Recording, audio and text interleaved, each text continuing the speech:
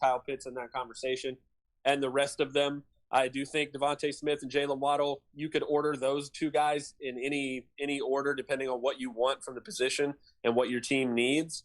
But definitely doesn't feel like, Devontae Smith at number 7 does not feel like it makes sense to me at this point. I don't know if that's a risk that the Lions would be willing to take on his durability there. Yeah.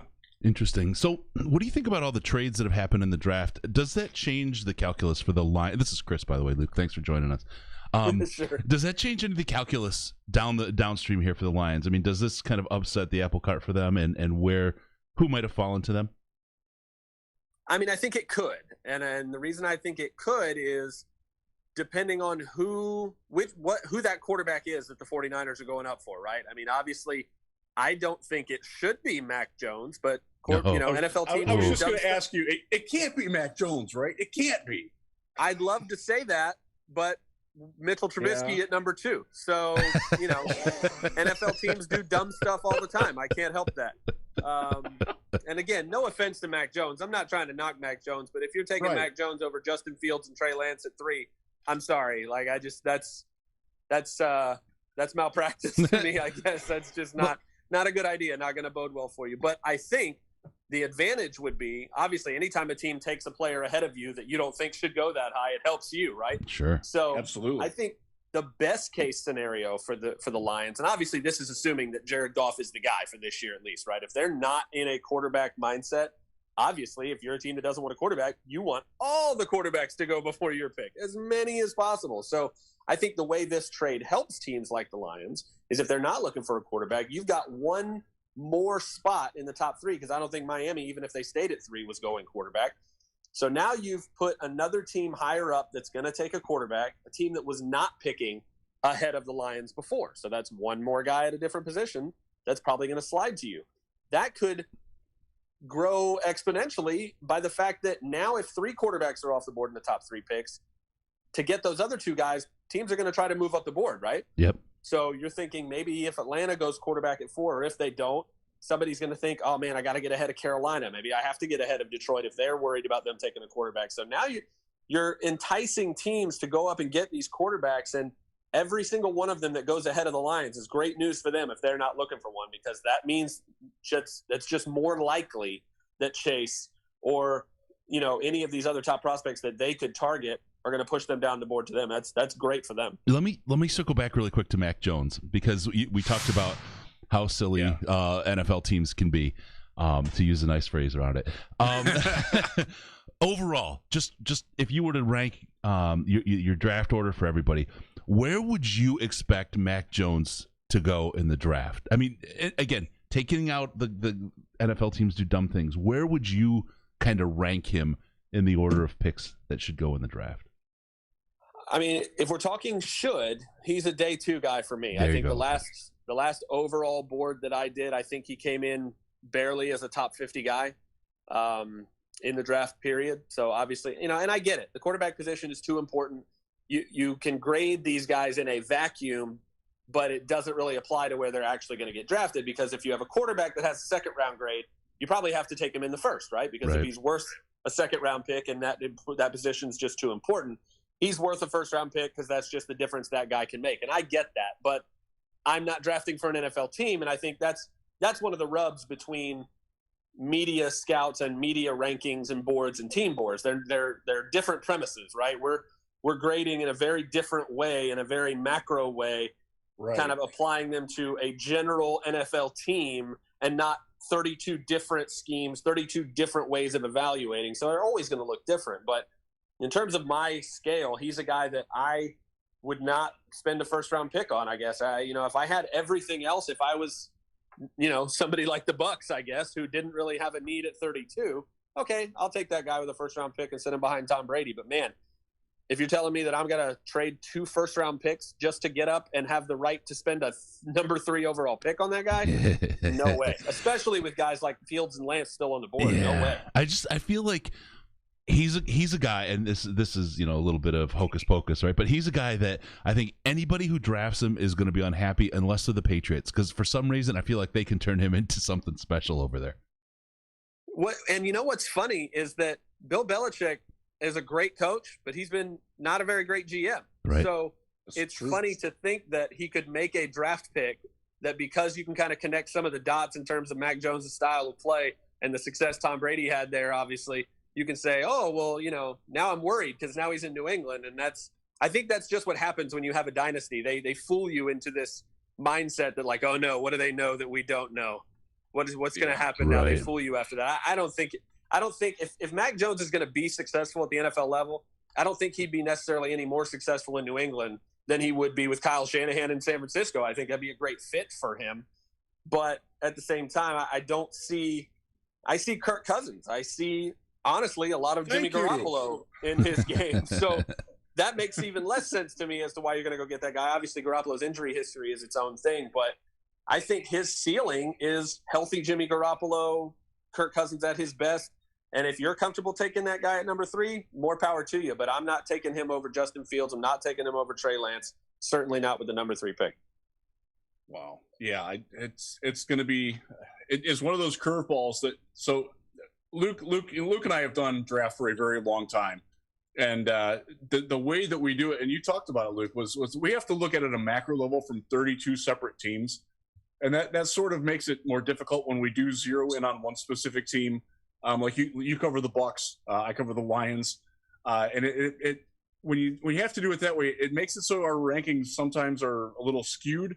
Like as a Lions guy, I have Trey Lance higher than normal because he fits where the Lions are at the quarterback position. They don't need a quarterback for 2021. They might not for 2022, but they probably do in the long term beyond that. So Lance is a guy who makes sense to me because of that. Whereas, Mac Jones is ready to go for the most part. I mean, he has limited experience, but he's coming from the pro-style offense, and it doesn't make any sense when you already have that guy in place to me. And I know you deal with that too. Now you don't have to worry about that because you have Tom Brady on your team. But yeah. Yeah, I mean, and who knows when he'll stop playing. So I don't know when that's going to change. Never. But Never. I completely understand what you're talking about, because when I look at this draft class from a DraftWire perspective, I'll say I'm doing it, each individual prospect individually based on what they do well, regardless of whatever. And I'll tell you what scheme maybe he fits, or I'll tell you whatever. But you're still trying to compare everybody and grade everybody on some sort of scale that is comparable to one another, right? But once you put the Lions hat on, or once you put the Bucs hat on, there are certain players that are just gone. Guys that are just not on the board anymore. And that's the reality in the NFL too. And obviously there are different reasons for that, character, medical, whatever.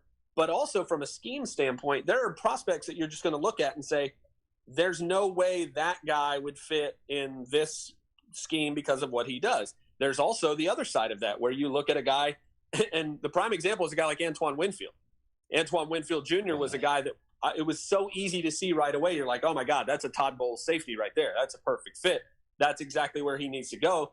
And while a player like that, honestly, is so good that he should be pretty high on every team's board, it wouldn't be surprising for a team like Tampa Bay to say, he's a top 10 player. He's a top 15 player because of what we know he can do in our defense, specifically how we would specifically deploy him. That's how those boards can be so drastically different. And you can have guys that'll be very high on some boards that, because of their size or their skill set or how they fit, particularly at a position like on the edge, if you're a defensive end in a 4-3 or outside linebacker, there are guys that just aren't going to fit because you're saying, hey, if we have an outside linebacker, we needed him to be off the ball, so that guy's not going to fit. If we need a defensive end, we need a guy that's 300 pounds and can, take on multiple blockers, that sorts of thing. It's so different times 32 that you have to look at it in very different ways. Yeah, it's tough. So I'm going to go a little bit deeper, because the Lions don't need a quarterback this year, but they might need a draft one. Your thoughts on the second tier of quarterbacks below Mac Jones? Not Kyle Trask, because I don't want him. And I don't want to talk about him. But guys like Jamie Newman, Kellen Mond, Shane Buechele, guys like that. Where are you at with that group? Who stands out for you? Who doesn't stand out for you? Anybody that's like way off the radar that even I probably don't know too much about that you and Emery Hunt have, in the secret cave somewhere? I tell you what, I don't know if I deserve that kind of credit, being on the same level as Emery when it comes to Emery's the best of unearthing whatever. That's another conversation I miss. Having missed our trip to Mobile, is having some oysters at Wenzel's and hearing about players that I've never heard of that I will definitely need to know about from Emory. But no, at quarterback, I think obviously the first name to me is Kellen Mond. I think he's the guy that, in terms of upside and potential, and I know we throw those words around like crazy, but what that means is I see physical and mental tools that will allow him in the not too far future to be a very dynamic player at the position if he continues to progress. I see a guy who can make some really ridiculous throws, maybe some inconsistency in his performance, but again, that's a guy that you're comfortable sitting behind a starter for at least a year and knowing that those physical tools could be something really special if they continue to develop. I think he would be easily the next guy at number 6 after those top 5 quarterbacks. Kyle Trask is like you said, I don't really know what you do with him. I think he reminds me so much of Mason Rudolph, and I don't want anything to do with that. And that's hard. It's hard to blame you for that. That's for sure. I think the next guy, I think Davis is it Davis Mills from Stanford? I can't even remember. Yeah, that's his name, right? That is the guy that, if you're looking for a more pocket passer type, as opposed to Kellen Mond, who I think can make plays really well outside the pocket. Doesn't mean he can't be a pocket passer. He can make great throws from the pocket. That's something I just hate, man. We assume that when a quarterback breaks contained and makes plays, it means that he can't not do that when it's not necessary. It's the dumbest thing. I hate it. But yeah, I think Mills is maybe the more intriguing guy in that mid to late round range. I don't know where he ends up landing, but honestly, that's the kind of guy where I wonder if he ended up in a place like New England, if he ended up in a place like Tampa Bay. Again, if Detroit is married to Jared Goff at least for a season or two, where he can go and sit there. You definitely see starting caliber tools that he has to work with there. So those are the guys I think there that would make the most sense to me. After that, man, it's really not a great class. It's not a deep quarterback class in terms of guys that I really feel confident in. If there were one guy, I feel like if I had to spend a day 3 pick and get the guy that I was confident that would be a lottery ticket, I think it is Jamie Newman. I think that's a guy that is really – he could be really good. He could be nothing at all, but the peaks of his film and what he brings to the table physically in terms of his arm talent, his athleticism, his toughness, obviously very inconsistent, not a huge body of work after he, opted out after transferring to Georgia. So, you don't necessarily know what you're getting there, but some of the evidence points to the potential for something really special if you can get him late. And that's one of the things, that's what I was going to ask you about next. Jamie Newman, he's been a guy I've kind of been watching and trying to decode and unravel here the onion on him. Really interesting prospect. We watched the film Senior Bowl in our coverage this year. It was horrible not to be there, but he came in with a body. So like if we had done the I call it the elephant walk, but the walk where the way in the most awkward 2 hours in sports. He would have just been the star of the show. He was so just absolutely ripped and just looked so athletic, but the inconsistency, you nailed it. I just don't know what to think of this guy. I mean, he seems to have potential, but after his Senior Bowl performance, I was hoping to see his stock rise, but from my perspective, he didn't do himself any favors at the Senior Bowl. Where's your head at on? I know you think inconsistent. Where do you think he can take himself as far as NFL quality? I think he's the kind of quarterback. He's a dangerous prospect to me because he's the kind of guy where if you take him early enough, he'll get you fired. If you take him late enough, he'll win you Executive of the Year. So it just depends on what, and again, we talk about these guys in a vacuum, but so much of how much a player succeeds at the next level has to do with where you go and who's coaching and who's making decisions, who has built the supporting cast around you, who is making those decisions. And if there's any position where that's more important than any, obviously it's quarterback, right? So I think where he lands and how the team is structured around him, both in the personnel and the decision-making, I think will have a great deal to do with whether or not he's successful at the next level. And I think that's what makes you, if you get to day 3 and you've got, multiple 4th-round picks, you may have a later grade on him, but you're looking at the tools and saying, hey, maybe I've got a huge needs that I've not taken care of in the first few rounds. I'm going to bank on the upside. I'm going to bank on my coaching staff. I'm going to bank on the fact that I've built something around this kid that if I need to rely on him and we can, develop him in the. This is from the super chat. Folks are asking, can you just give us a preview on the 2023 quarterback class?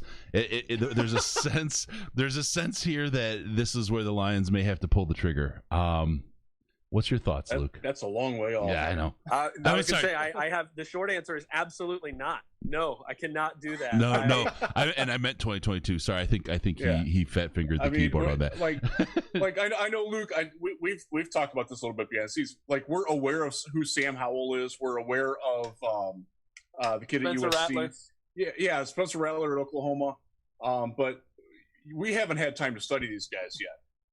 I just moved, Jeff. I'm old. I just got back from Best Buy because they didn't, they told me my washer got destroyed at the warehouse after I bought it. So that's the point of life I'm at. I don't know anything about these guys yet. Yeah, it's too far off to know, and we're still trying to master who's going to be Mr. Irrelevant this year and things like that. Yeah, it's tough to project out that far, and so much, by the way, should change on the quarterbacks from year to year. If you would have asked us 2 years ago, what do you think of this Joe Burrow guy going into his last season? We're like, third, fourth round guy with some upside, and all of a sudden he's the greatest quarterback in college football history. Jeff, Kyler Murray was going to play baseball. That's right. He was. Remember Javon Sneed being the number 1 overall pick in the preseason? Oh my gosh. Shea Patterson. These things are very, very well. Shea Patterson hits close to home here. Yeah, that's Yeah, sorry about that. That's painful. Yeah, no, that's okay. I'm not a Michigan fan, but I had to deal with it. He was better than John O'Corn. I'll give him that. By the way, John O'Corn. So we'll go to. I want to hit the pro day throws that we watched this week. Every single quarterback made the massive throw where they pivot, roll out to their left, rolling to their left. They throw it with their right to a guy coming across the field. You played quarterback, Luke. How easy is that throw relative to how hard it looks? I was going to say, I feel like after watching all the hullabaloo about it and then watching clips of Sam Darnold do it in the game, I was like, man, I just got to go out there and do it too, I guess. I'm going to just run around and use some Photoshop to make it look like it went further than it really did. But, I mean, at the end of the day, yes, we put way too much into the pro days, and no, there's no defense, and it's scripted, and you're in a more advantageous environment. But yeah, those are tough throws, man. And again, when multiple guys can make them and make them look easy, it doesn't mean they are easy. It means those guys are all really, really good at this, and obviously have been well coached and have great mechanics to be able to pull that off. It's impressive no matter when you see it. It's just one of those things. It's like you have to know what it means, and you have to know what it doesn't mean. And after watching Kyle Bowler throw the ball a mile and Jamarcus Russell throw the ball a mile, that's cool and all, but arm strength only matters if you know what to do with it. So I think, honestly, to me, the more impressive thing about that throw is, are you hitting that guy in the right, moment? Does he have his guy beat? And are you putting it in a trajectory that makes it impossible for the defender to get to it? Because yes, it's an impressive physical feat, but it's more about putting the ball where you need it to be and not necessarily how hard you have to work your body to get it to go a certain way. So it's obviously an incredible thing to watch, but you got to make it happen on Sundays, and I think that's what's going to tell the tale. What do we got with these 40 times out of these pro days too? I mean, we know that they're all deflated, I guess would be the right word to use. They're all faster than they should be, except somewhere along the way you have somebody who's telling the truth or has a real 40 time out of their pro day, and now you don't know if you're getting Jelani Tavai or you're getting a real number. What do you do with these numbers? I mean, is it really you just go and scout the player and throw the metrics aside this year and try to do your best based on film and adjusting, as you said, what do these things really mean and what don't they mean in the pro days? Yeah, I think honestly, if anything, you have to take. It's easier when it's like this and nobody went to the combine and everybody has these times, so it's like you kind of have to take every time with a grain of salt. And if you add a couple tenths to everybody, you probably are somewhere close to the truth, right? As opposed to, this guy went to the combine and we have lasers on him, but we don't have him on this guy who went to his pro day and ran really fast. I think, honestly, it's still probably a similar playing field. I think from a team perspective, what it means is I hope you trust your scouts. I hope you trust the stopwatch that guy's holding, because at the end of the day, whether it matters for us is really irrelevant. At the end of the day, it's going to matter to these teams picking these guys like, hey, do you believe that time is legit because you were the one clicking the button? That's what's going to make the difference in terms of how high these guys go and whether or not they live up to that spot. I feel like the NFL should be bringing the lasers to the pro days. I mean, it's not like you got to move the Death Star to do this, right? Let's get some real numbers together. And hey, I'm not going to lie. When they first kind of announced the way this pro day circuit was going to be in lieu of the combine, I kind of thought that's what they were going to do. Yeah, I thought that was going to be part of the deal, right? So I'm kind of surprised it wasn't. And disappointed. So one of the things, and it came out, and I forget who it was. It was somebody from LSU. Oh, it was Jabril Cox. And LSU released the GPS, right? Yes. I know that the Lions are very big on that. Brad Holmes, the new GM, has said that he likes that. He prefers that to the 40. He's not so worried about 40 times. He's worried about more like top speed, rate of acceleration, and things like that. How fast do you see the rest of the NFL going in that direction, and to where we're not watching these guys run when we're sitting in a giant conference room in Indianapolis eating bad food again, where we're just like getting the biometric data from all the schools? Yeah, I think if any team's not there, they're going to get there super quickly, and that's because that information is actually helpful. And I think when the combine times and the pro day times back that up, that's great. I look at a guy like Devin White, who came to Tampa Bay a few years ago at number 5 overall after an incredible performance at the combine, but he was that player on the field. He showed it the next year. Remember that run where he ran down Chris Carson from behind? I was in Seattle for that game watching that, and I'm like, there's no way he's going to catch this guy. He caught him, knocked the ball out.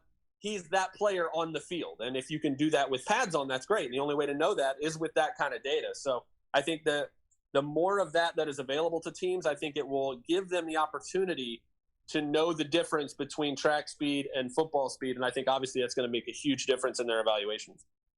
Yeah. So a lot of conversations about Kyle Pitts. We've had some speculation that he doesn't make it down to 7, and the more likely or less likely it seems that he's going to make it to 7, the more it seems Lions fans want him. What's your thinking, Luke? do you think evidently Lions fans are like every elementary school child then? Exactly. You find out you can't have something, now you really want it. You're not too far off. What do you think about Pitts? Does he fall? And if he does, oddly, is he the fit for the Lions that folks think he is? He's the type of player where if he doesn't fit your team, fire everybody, because you don't know what you're doing if you can't find a way for that guy to make an impact on your team. I don't care where you line him up. He's a dominant player. And again, he's the kind of guy where when he goes to his pro day and he puts up all these numbers, you kind of look at other people like, is anyone like, this is what we saw. This is the guy we saw every Saturday. Like none of what he just did was surprising to anyone at all. It shouldn't have been, at least. But no, I don't think there's any way he makes it to 7. Again, Atlanta at 4 feels like it makes the most sense. I feel like he could go to Cincinnati at 5. He could go to Miami at 6. And I think any one of those teams would be silly to pass on him. But all 3, I have a really hard time believing that would happen. I think he's just too special a player. Yeah, that's crazy. So we're probably Jamar Chase. You're obviously a big fan. Would he be your ideal fit for the Lions at 7? Yes, absolutely. And I think a lot of it is because he brings to the table a lot of what you just lost in Kenny Golladay. I think that guys that are similarly built, I think obviously Chase is a little shorter, but that thick, very physical frame who can, beat the jam at the line. He can win those contested balls. He's got a lot of that same skill set to him that you just lost. And he can do it all. He's fast and physical. He can run great routes. He's got very strong hands that can catch the ball. He's willing to block. I know a lot of NFL teams, if you can't block as a receiver, you're off the board. They're not even interested in you. So I think that's a big right, exactly. So yeah, I think he's the ideal fit, man. I think he's the most complete wide receiver in this class. And I think if he's there at 7, he's an absolute slam dunk for this team. Good deal. One more. Let's say they don't take a wide receiver at 7. Let's say they take Rashawn Slater or Penei Sewell or Patrick Surtain even. Day 2 wide receivers that you think would fit, because this team needs more than one wide receiver. They also need safeties. Maybe some names for day 2 at those couple positions to look out for that you would like to see in Detroit. Yeah, I think that it's going to be interesting to see which receivers don't go on the back end of the first round, right? Because you've got teams like Baltimore, you got teams like Green Bay, maybe even Kansas City. I know offensive line's the big need there, but they don't have Sammy Watkins anymore. Maybe receivers. It's going to be interesting to see which types of receivers fall down the board, basically. Because if I'm Detroit and I'm still looking for that complete guy, he's got size, he's got speed. The guy I'm hoping falls to me is the other LSU guy, Terrace Marshall Jr. I think that's the guy who's not Jamar Chase, but has that height, has the long arms, has the skill set you would think of when you think of a number one wide receiver in the NFL. I think if you're okay getting a guy who's not that guy, but who can actually, can still be a dynamic playmaker, there's a bunch of other guys that are smaller that bring different skill sets to it. If you can't get your hands on a guy like Jalen Waddle, being in the second round and getting any combination of, Rondale Moore or Elijah Moore or Kadarius Toney from Florida. All three of those guys I know are not the big guys, but very, very explosive playmakers. And no matter how you get the ball in their hands, they're gonna have some problems. And again, I hate kind of the way we think of number one wide receivers, because we think they do have to be these big, tall, physical guys who can do everything. But I mean, if you don't think Tyreek Hill's a number one wide receiver in the NFL, I don't know what you're getting at. So look at what Tyler Lockett just got. Right, it's not everything. So there's so many of those smaller but really explosive guys that I think they can't all go in the first round. So I think a couple of them could easily slide to them. They're definitely going to have some attractive options there. And honestly, I've done a few mock drafts where I just couldn't help myself, and I gave them two receivers in a row. I've had mocks where they've gotten Chase at 7, and then one of those other guys who I think would pair really well with them if they get Rondale Moore or one of those guys and can pair that smaller, more explosive guy with the bigger physical guy. I mean, they just got depleted in free agency. Yeah. So being able to double dip at that position, especially when you're hoping to get the most out of a quarterback you just traded for, I couldn't see them really going wrong there either. Yeah, especially if you really want to get an evaluation on him, right? I mean, if you really want to get an understanding of what you have in Jared Goff, you need people who can catch the ball. And they don't have that right now. So any kind of forward, even if you go on a year from now or 2 years from now and you don't like Goff and you want somebody else as your quarterback, having qualified receivers there, top quality receivers there, helps get that young guy off the ground and get his confidence going in a way that helps him be more successcul. This is 2 years or 3 years Goff to the Lions into anyway. The wide receiver room, and he was Will Smith at the end of Fresh Prince. Or I Am Legend. Like you let everybody go. Thanks, guys. It happens. One other thing, the Lions desperately need safeties. I'm going to assume that Trevon Moehrig is your number one, but can you flesh out and he's.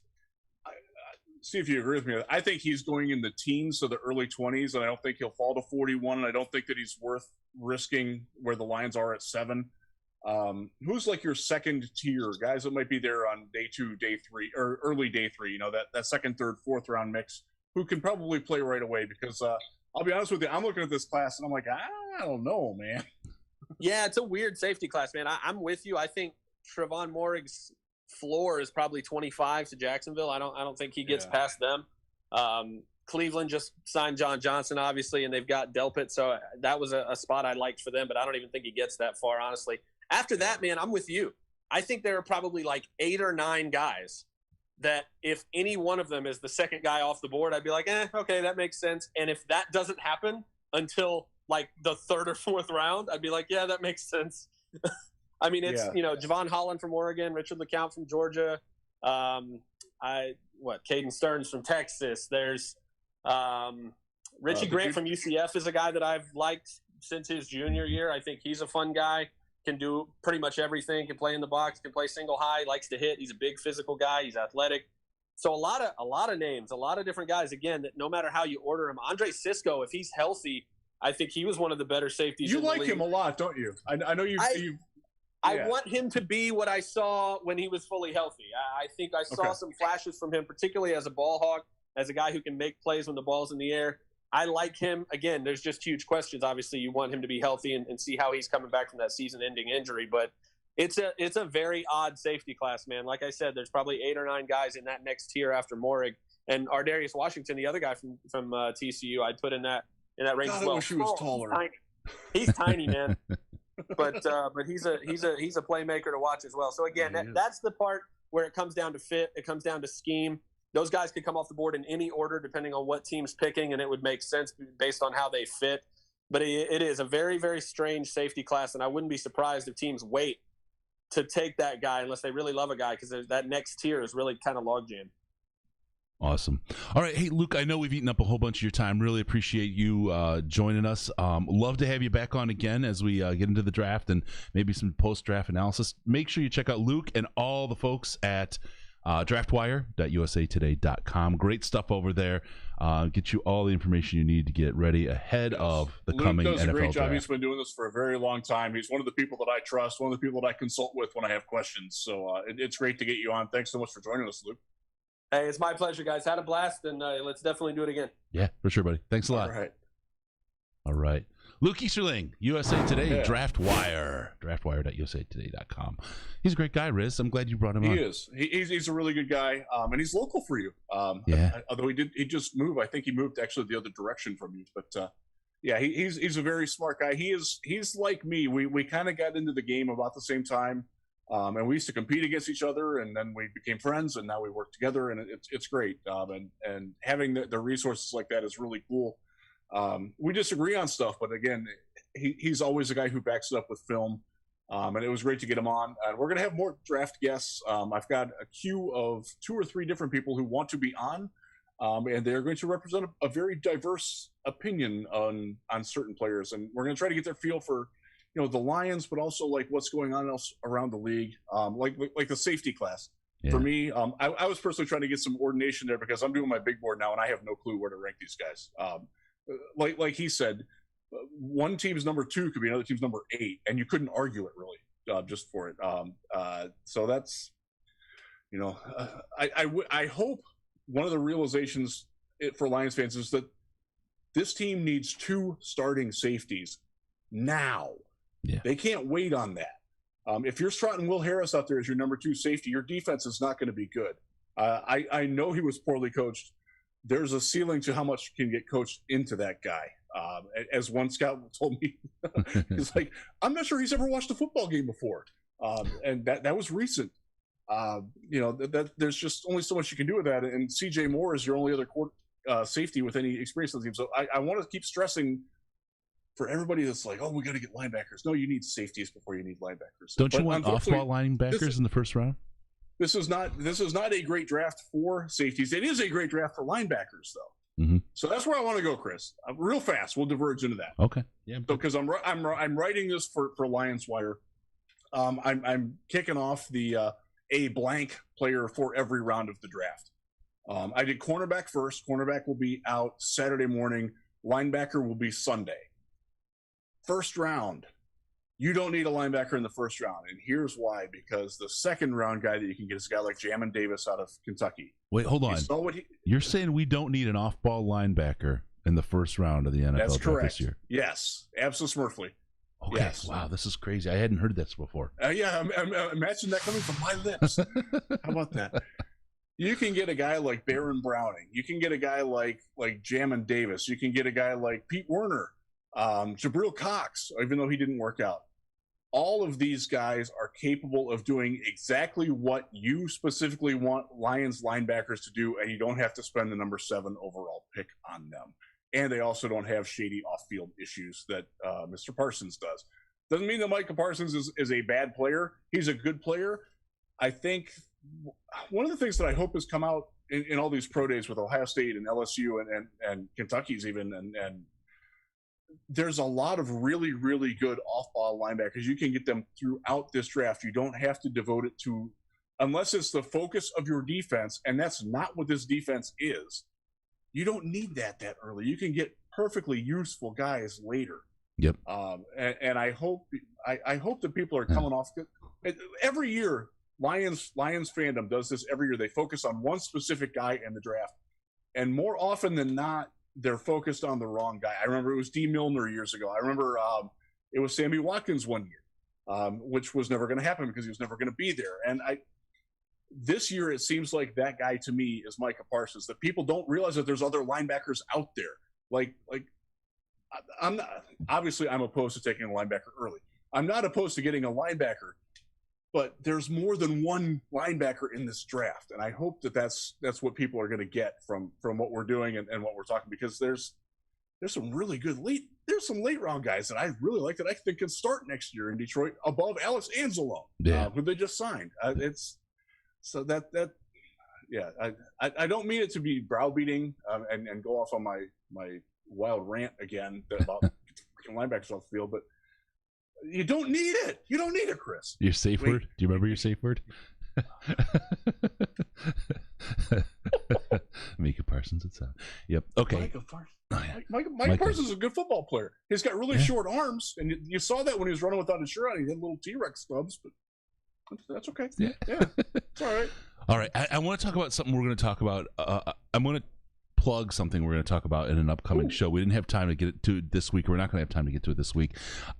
Breaking down each player position, quarterback, running back, outside linebacker, all that kind of thing, and describe 3 specific things about them. Absolute highest draft level for the position, what it takes for a player to be taken that high, and why do teams sometimes overreach for a player in one of those positions. That's going to be probably next week, depending on guest timing and availability. We also have our mock draft media roundtable mania coming up too, so we got a lot coming ahead of the draft. We're not ending the show here, by the way. I'm just giving you guys a preview of what's coming up.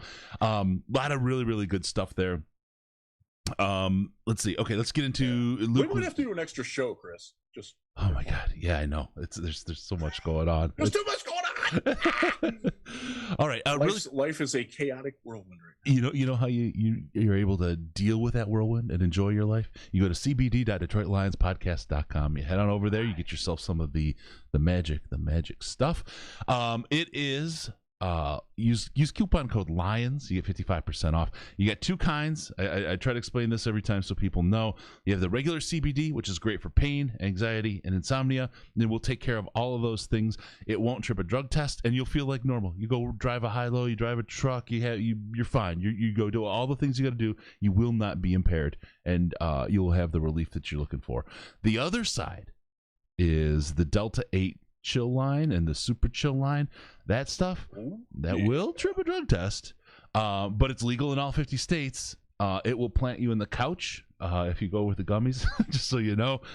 Gives you all the same efficacy of the regular CBD, plus frankly a buzz on top of it, and a good, strong, long-lasting buzz. Cons, I've gotten feedback from tons and tons of people who've used it. Head on over to cbd.detroitlionspodcast.com. Stock up. Use coupon code LIONS. Get yourself 55% off. It's over half off on all the stuff there in the store. It's great stuff. We've been partnering with Diamond CBD. They helped us with St. Jude and some other things as well. Great sponsors. So please head on over to cbd.detroitlionspodcast.com if you're looking for that kind of relief in your life. Okay.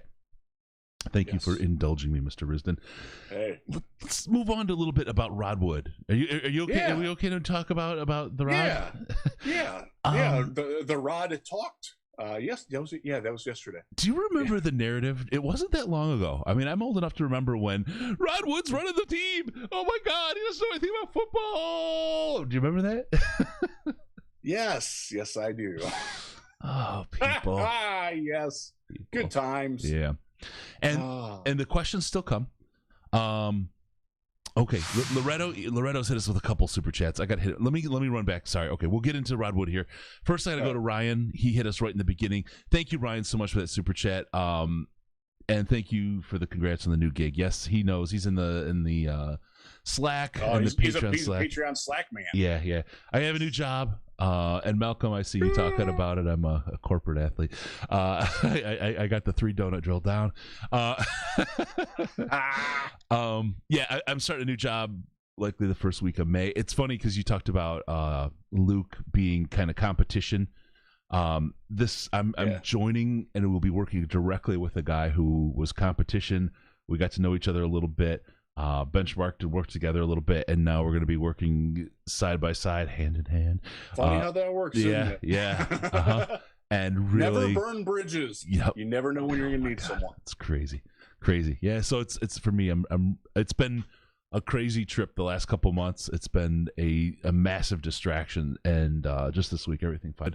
So that's really good. Thank you, Ryan, for that. Loretto, you've been through here. You hit us with the the quarterbacks, upcoming quarterbacks. Does it matter if it's a strong safety or not? And also, Lord wants to know, is it harder to find quality wide receivers in every round or linebackers? I think this year you have a really, really good mix of both through the rounds, wide receiver and linebacker. Am I wrong, Riz?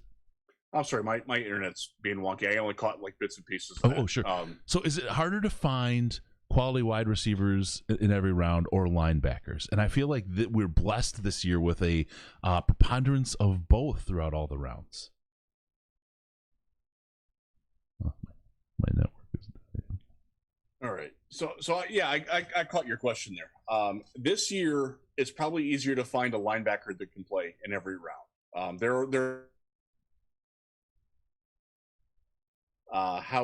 But in terms of like getting impact guys late, you're probably not going to get that. Now, there's guys where you're at in terms of getting late guys. You're looking.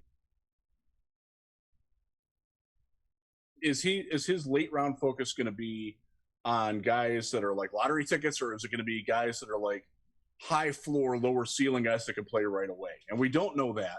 And if you look at the Rams' history on that, they did it either way. So it's hard to tell where the organizational philosophy will be on that. Okay, cool. Sorry, having some internet issues. I apologize, everybody. This is April Fool playing its prank on me. Just as everything starts to feel good and nice again, everything starts to fall apart. Let's talk about Redwood. Let's get into that. He's not running the team. Let's start with the 2024 draft. It could be in Detroit. Dude, we could report from Prime and Proper. Oh, that would be nice. How good was that? Oh, that was so good. Huge thanks to Colin and Sandman. Colin, that was awesome. That was a very fun and very needed night. Yeah. As I told him when I was there, that was the first time I've been out to dinner with anyone that isn't in my family in well over a year. Probably since Mobile, actually, of last year in 2020. So it was great. Good friends, good times, great service, great food. Oh, my God. If you get a chance, you want a great steak and a great experience, go to Prime Proper downtown in Detroit. Absolutely fabulous meal. You can take a look. I posted it. It was Risden, myself, Colin, and Sandman, four of us down there. I posted the picture on the Twitter at DET Lines Podcast. Check us out because it's really, really, really good stuff. Yeah, it's very good. I would definitely recommend it. I will try to get back there again. My wife and I have our 25th anniversary coming up, and that could be in the plans for that. Oh, nice. Yeah. We will try. I'll ask them, see if we can broadcast from there. If we get the draft at 24, that would be something else. But yeah, so the draft. I've been to live drafts. The last one I was at was the last one in Chicago, which I think was 2016. I will be in Cleveland this year, and I'm hopeful that the experience is a good one.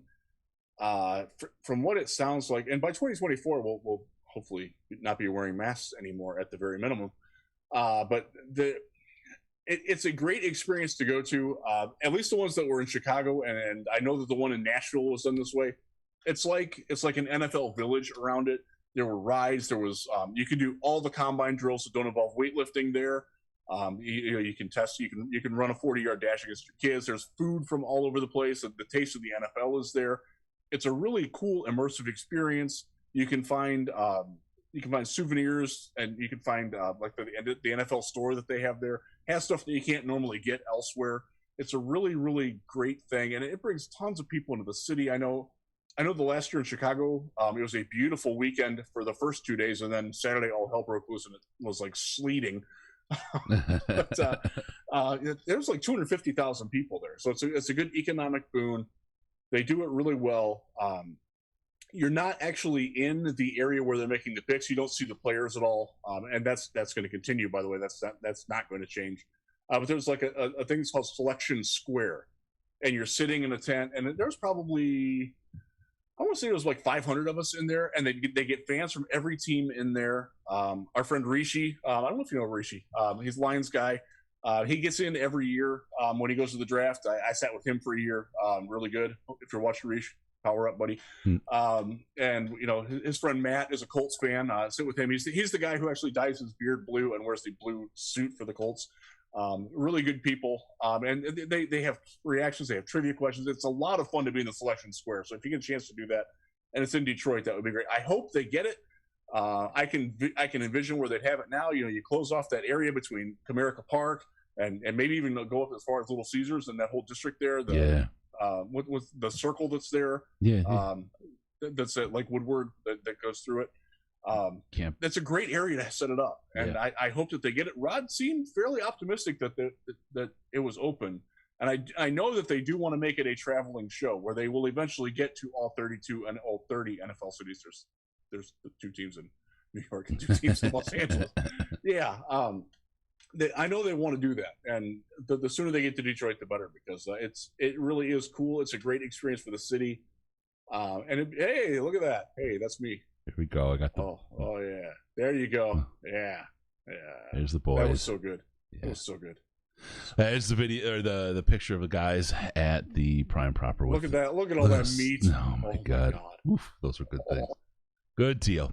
Had a good time. The meat sweats late that night. Yeah, it was good. And then the power move was to bring home the dessert, right? You always score with that. All right, so Colin and Andy both did that for their significant others. Yeah. Good job, gents. Okay, so Rod Wood, we're in the mix of 2024 draft. He's completely revamped the uniforms. I heard we're gonna have purple and green uniforms from now on, right? This was something that and I was listening to the press. I was actually in the press conference on mute. I was on a treadmill at the time, so I wasn't really paying close attention. I sort of missed that in the thing. I'm like, oh, wait, really? I saw my old friend Eric Schlitt wrote about it. I'm like, oh, wow, okay. There is a potential for a redesign, and I believe they can do it as early as next year. You have to keep your uniform combination. I believe it's for 5 years. I want to say I just went through this with the Browns, and I think it was 5 years that they had to keep it, and then they changed it. But at least they will be able to come up with a different alternative uniform besides the current color rush. I know that they'll be able to do that as early as next year. I know I'm on the island. I like the silver top. I wish it was more silvery. Mm-hmm. I freaking the blue pants with the white stripe on the side. I can't stand those. They look terrible. Yeah. So I'm hopeful that they will start from the bottom up and work their way up on that. I was reading in the Slack today. We were talking about we're just too much like Dallas, and it's sort of the same color scheme. And Dallas, they do they're dark. I don't like the Cowboys whatsoever. I love their dark blue tops that they wear with the silver pants. Those are sharp uniforms. Yeah. I wish we had a combination like that. We don't have that. Where are you at? Do you don't like the gray pants either, do you? Not really, no. I'm the guy that likes the big shoulder pads from way back in the day too, right? I like the whites. I like the whites and the blues. The black uniforms were kind of cool. I think they could be done well in a kind of a modern way. I think about like Oregon has some black uniforms, right? And didn't Michigan State have some black uniforms too? If I remember certainly right, better than their neon green ones. Yeah, those looked really, really good. I like a really good, well done black uniform. I think you could do some really nice stuff with the Lions colors, but I really prefer the whites, right? I mean, and the problem with the whites is you guys are exactly right. It just lines right up with the Dallas colors. They look so similar, right? So putting something together there. I just like that clean look, though. That clean kind of classic look. That's where I'm at. The blue and the numbers on the grays were so hard to read. It was just like So one of the big complaints that I've seen, and I hadn't ever really thought of it, but as soon as somebody said, I'm like, oh yeah, the font. I don't like the font. It's Wayne font, specifically of the Lions. It's the Wayne fonts. It's literally what it's called, the Wayne fonts. Look it up. It's if you need font. Really? If you need the font, no way. Look it up on the internet. It's Wayne font. That's awesome. No offense to Wayne, but it's not the best font. They could have done better. Game. Yeah. So are we as a show supporting the exploration of new uniforms? Yeah, I think I'm good with it. I don't want to speak for you, Riz, but darn it, no. I'm always up for change. I love change, right? I lean into it, so it'd be great to go with that. Yeah, I'm with you on that. Let's talk about something that's popped up here. Goodell jumped in with fans at the games. Yes. Rod Wood weighed in on it a little bit, and we can add in the 17-game season there. We're going to pick up a game against the Broncos. Yep. 17 games, fans at the games. This feels good. Can we please get training camp? That's what I want more than anything. So that's our time, man. I don't think Rod talked about it, but somebody else did. Maybe it was Rod. I don't know. This week has been a massive blur. I've got a lot of stuff going on behind the scenes that's been somewhat weird. But there's talk that so OTAs will not be done in person, and the Lions lost a chance by having a new coach. Normally when you hire a new coaching staff, you get an extra 2 weeks of OTAs at the beginning of. It would have started next week. They don't have that, and all OTAs will be remote. But training camp, it sounds like they want to have live in person with at least media there, and maybe select family and friends. Maybe they'll be able to open it up. I think that's going to depend more on the local municipalities. Where you're at in Florida, I don't think there'll be any issues if the Buccaneers want to have somebody there, or the Jaguars do. Michigan's a little bit of a different story. We're not there yet as a state, for whatever reason, and I don't know that we'll get there by mid-July. I'm hopeful that we will. There's one of the things that Rod was seriously proud of was the efforts of getting vaccinations, having Ford Field being a host for it, that is now open to anybody 16 and over. That's also now true in Grand Rapids, by the way, where I am. You can go to DeVos Place if you're over 16. You do need to make an appointment, but you can make it like an hour before you go if you want to get vaccinated. That's a big thing, and the more people that get vaccinated, the faster we can get that through. This is something that Rod said. This is something that Roger Goodell said. This is something that a lot of people have stressed. Arthur Blank from the Falcons also was big on it. If people are vaccinated, and Blank's, I'm going to paraphrase him here. If everybody's vaccinated, I don't understand why there would be any limitations on what we can do for training camp and for offseason and preseason. And without being an epidemiologist or without being, in an NFL front office, I have a really hard time finding any fault with anything that he said there. I have a little bit of knowledge in the area. I'll tell you, if you are concerned about the mRNA thing, because it is a new vector for vaccines, the Johnson & Johnson one is like a traditional vaccine. It's like the old mumps and measles and flu shot vaccine. So if you're not really certain, you have an option with that Johnson & Johnson one to get a more traditional style vaccine. So that's the route I'm going, and I'm just waiting for availability here. But it makes sense to get it. There's certain people. It's a personal choice. It really is, right? And while I would love for 100% of the people to be vaccinated with 100% efficacy and 100% safety profile, not gonna happen. Right? There's other things. So you make your choices, right? And you have I think there's 3 choices there. There's the Moderna and Pfizer one, which uses an mRNA action to take care of things. And then there's the Johnson & Johnson one that is more of a traditional style vaccine.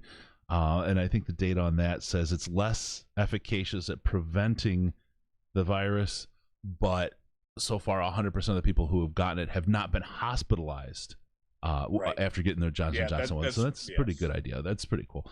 And then you have the idea of not getting the vaccine, which is it's like I said, it's a personal decision, right? I'm not here to talk politics or vaccinations or any of that stuff with people and tell you what to do.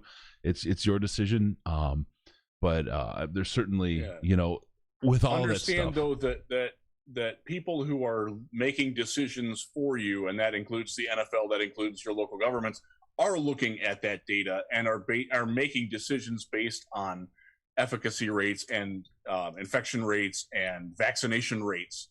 I think the idea that the NFL is actually doing it, they're doing it based on dollars and cents.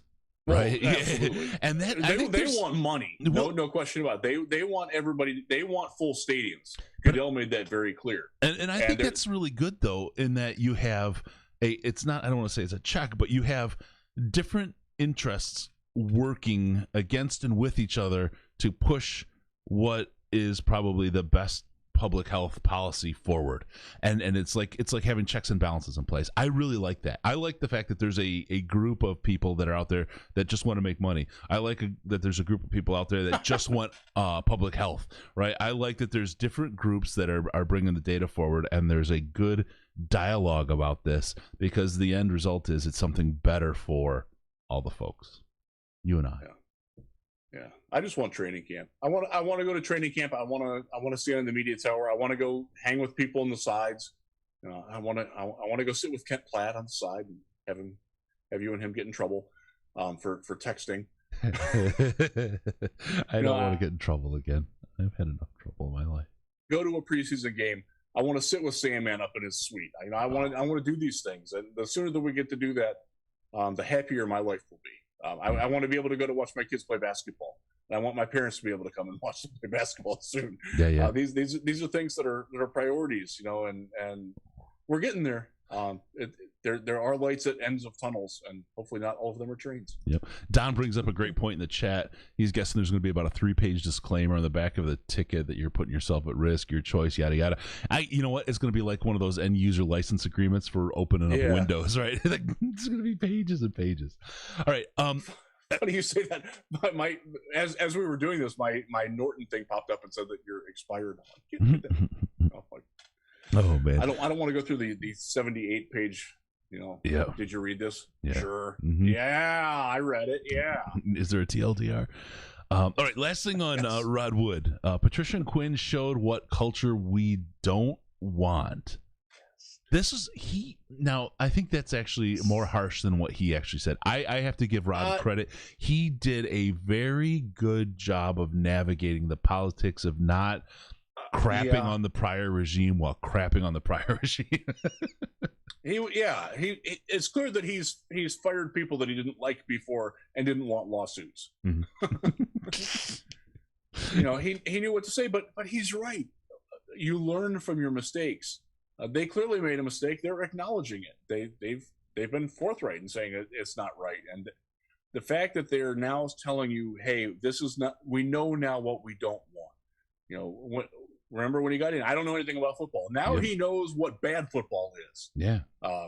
Now he's looking to find good football. Will we find it? I don't know, but at least we're not going down that dark path again. It's going to be fun. I keep saying that it's going to be fun, and that's what I'm after. That's one of the things. We don't have Luke here anymore, but one of the things that I get when I'm talking, when we have a Slack for work with all the wire editors, and people are like enthused about the Lions. They're like, God, your team was just like not even existent. Like they had no profile at all nationally. And now people are talking about them. Yeah. And it might not always be positive. And we certainly have to give that. We don't know that it's going to work, but we're excited to at least try something that's fun, something that's different, something that's not the dark ages of football. Something new. It's refreshing. Something new, yeah. And that's something we've talked about, historically on the show is you've got to be the first, right? Sean McVay, the Rams, I think their time's past. They may get a resurgence with Look at Stafford. all their defensive players they've lost. Yeah. I legitimately feel bad for Stafford because their two of their three best players in their secondary are now starting in Cleveland. Yeah. No, and I think they and their second best defensive lineman is now in Detroit. Mm-hmm. And Michael Brockers, great pickup by the way. Yeah. Brilliant move. I think the McVay did a great job of iterating and changing the status quo, and then got figured out. Before that, I'm thinking back to Harbaugh when he was there running the offense in San Francisco. Did a great job of iterating and changing things, right? And what did he follow? He followed traveling meat salesman Jim Tomsula, who followed the worst coach I've ever seen in Mike Singletary. Yes, he's worse than Hugh Jackson. Yes, he's worse than Rod Marinelli. It's a miracle that guy won. Traveling meat salesman. I forgot. Oh man, you caught me off guard. That meme came to life, baby. Yep. But it's that innovation that brings these teams to the forefront. Who's been able to innovate really well? Oddly, the Patriots have innovated year after year from a roster perspective, how they approach, how they build a team and build a roster. The Saints, perennially a good team, have innovated and changed and evolved their team in ways that have brought them long-term success. that's what it takes in this league. And I think the way that Sheila has built out and Rod has built out the management team with Brad Holmes, Disner, Dan Campbell, the whole coaching staff. Notice that Rod brought up Disner very quickly in the conversation again. And brought him to the NFL meetings. Of run. Yeah, brought him to the NFL meetings. But this is the thing. So what do you think of immediately? Oh, he's gonna be somewhere else next year, right? Okay.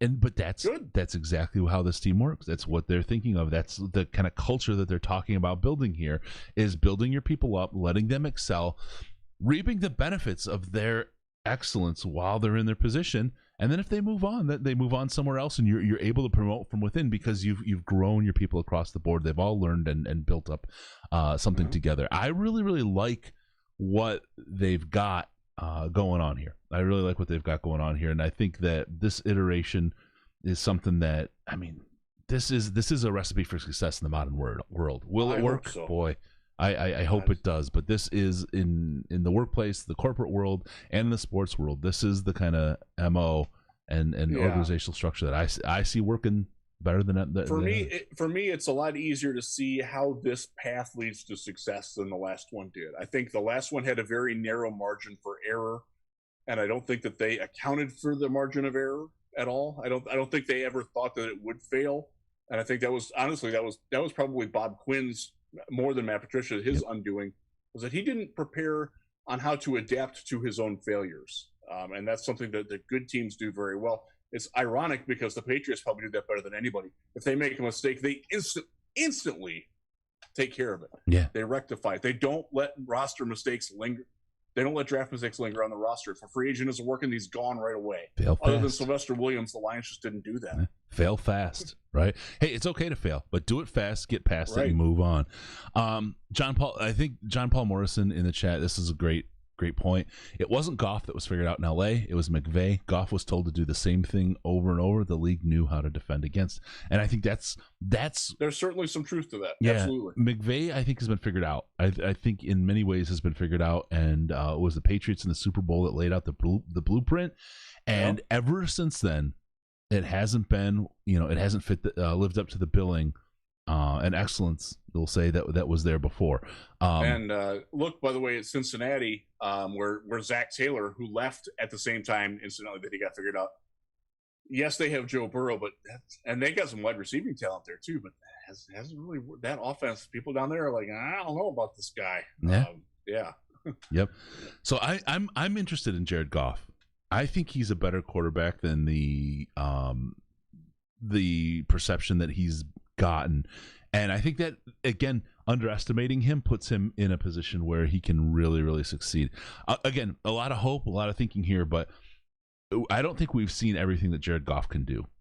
And I think he's been hope not. Yeah. I think he's been a little bit hamstrung by the McVay offense as far as exhibiting his skills. We've seen he can put a deep ball out there. We've got some deep ball guys in Perriman and Williams. Now it's about, like we talked about with Luke, if we can get 1-2 wide receivers out there, the thing we can do for sure is we can evaluate Goff. We can determine if he is what we need, if he is better, if he's a top 10 quarter, if he's a top 15 quarterback, you're probably okay with Goff, right? I mean, you really are, because probably he's top 15 in the world at that point. It's going to be hard to grab someone who's going to be better. And if he's that means your team is going to be 10 to 15 in that range where you're picking from 10 to 20. Yep. Pretty hard to find a franchise quarterback who's going to be better than that in that range of the draft. That's one of the reasons why I know people advocate for getting it this year. Yep. And if Justin Fields, for some freak of nature, is there, or if Trey Lance falls, and I think he's the least likely of the top 4 to be there. Then of that, obviously Lawrence and Wilson will be gone. That's why I can't tell people that they're wrong in wanting to get that quarterback this year. And I honestly, if Justin Fields is there, I'm taking him. I don't care about Goff. That guy's going to be better than Jared Goff. At least I hope he is. Yeah, I'm really warm into the idea of Fields, and I hate it because you still don't have a wide receiver.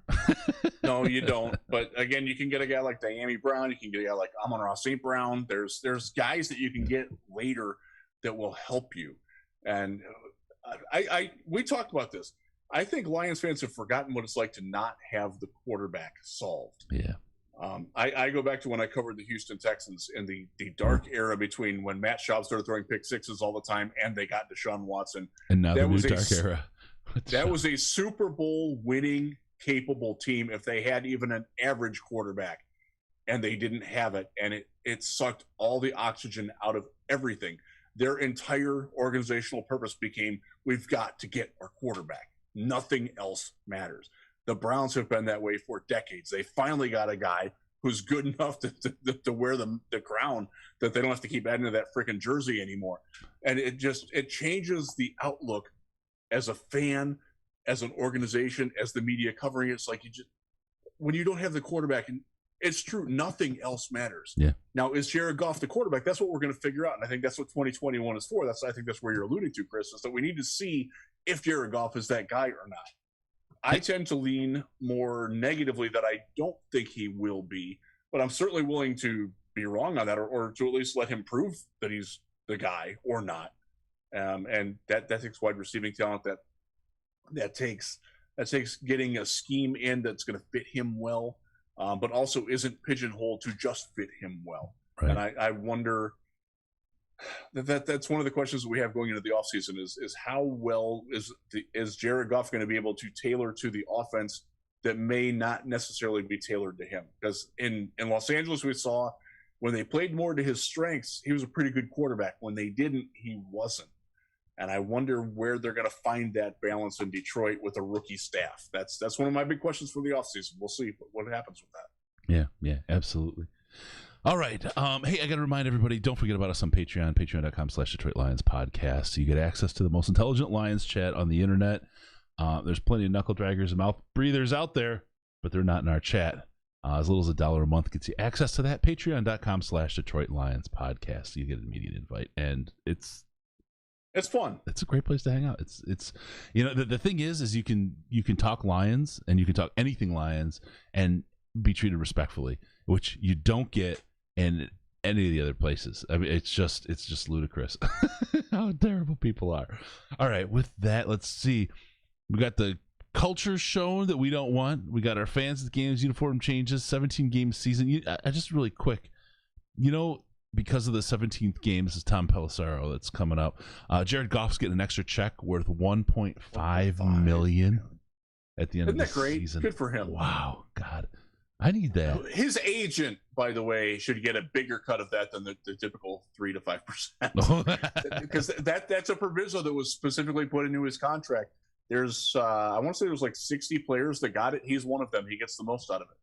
That was specifically written in that says if it goes to a 17th game, it's not going to get prorated. You actually get this X amount. And that's gold for him. Just when I'm getting excited about a new job and a raise and all that, something like that shows up, and I'm like, I didn't negotiate good enough.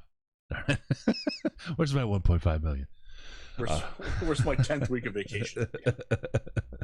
Yeah, like a day. Yep. I just want one vacation day. One. It's coming, buddy. June will be here soon. I promise. Let's hope so. Tell you what, I'll give you tomorrow. I'll give you tomorrow off. Okay. All right, we're gonna wrap it up on that. It is Riz, thanks so much, man. Internet problems early. We appreciate everyone for hanging with us. Make sure you hit the like button on these, and also subscribe if you would. We appreciate those subscriptions. It really helps us out. Follow us on Twitter at DET Lions Podcast, DET Lions Podcast, and at Jeff Risden. That's a great follow, great information, and frankly, I laugh at least once a day by his tweets, sometimes inadvertently.